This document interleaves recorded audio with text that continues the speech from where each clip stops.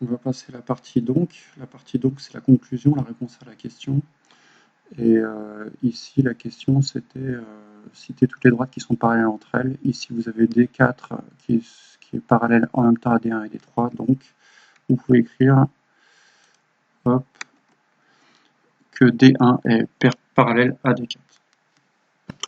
Dans l'énoncé, ensuite, on vous demande de citer toutes les droites qui sont parallèles entre elles. Donc, on a trouvé les deux premières. Une fois qu'on a fait ça, on a fait tout ce qu'il faut. Donc ça, c'est la première partie. Et puis ensuite, on va faire de la même façon. Vous aurez le droit aussi de faire ça dans votre partie exercice, quand vous aurez à faire des exercices. Quand vous utilisez de la même façon, entre parenthèses, ça signifie que on utilise la même propriété.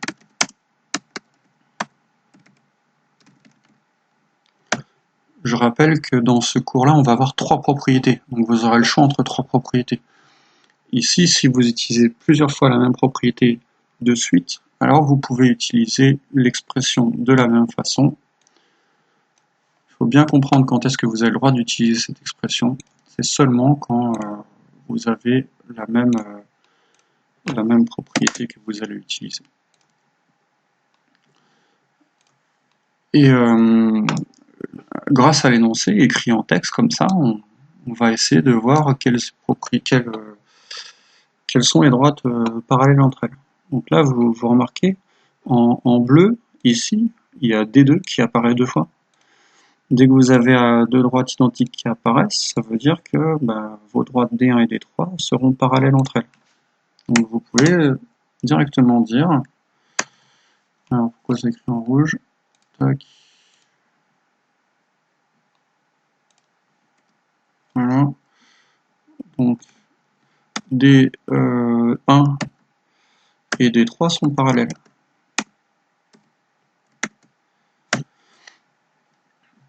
Alors cherchez d'autres droites qui sont parallèles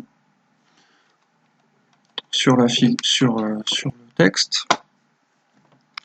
Vous constatez que D1 ici apparaît deux fois. Je vais le mettre en vert. D1 apparaît deux fois.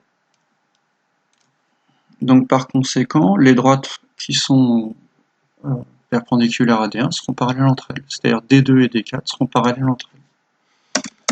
Donc D2 est parallèle à D4. C'est pas fini. Vous voyez que D3 apparaît deux fois. Une fois ici, une fois ici.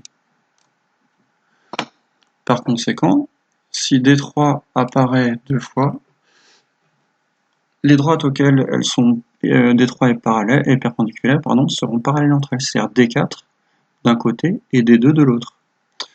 Donc par conséquent, D4 est parallèle à D2. Alors cette propriété-là, c'est la propriété la plus utilisée sur les droites parallèles et les droites perpendiculaires. On l'utilise jusqu'en troisième quand on voit le théorème de Thalès. Et donc gardez-la en mémoire, vous en aurez besoin chaque année, un exercice ou deux dans l'année, mais après, il faut se souvenir de tout. J'ai oublié aucune droite, donc D1 est parallèle à D4, D1 est aussi parallèle à D3, D2 est parallèle à D4, et D2 est parallèle à D4, j'ai mis deux fois, j'ai dû faire une erreur quelque part.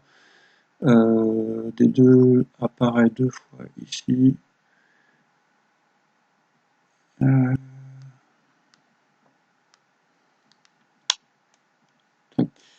ça c'est faux.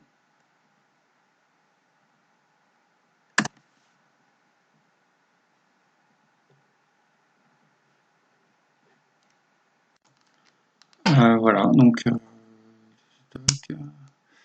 je relis un peu tout. Là, vous voyez que D4 est identique. Là, je vois une petite erreur aussi qui s'est glissée ici. Du coup, D1 est parallèle à D3.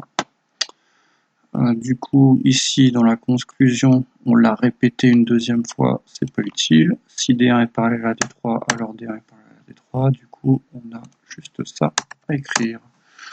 Voilà, tout est corrigé. On va faire la suite. Je vous envoie ça.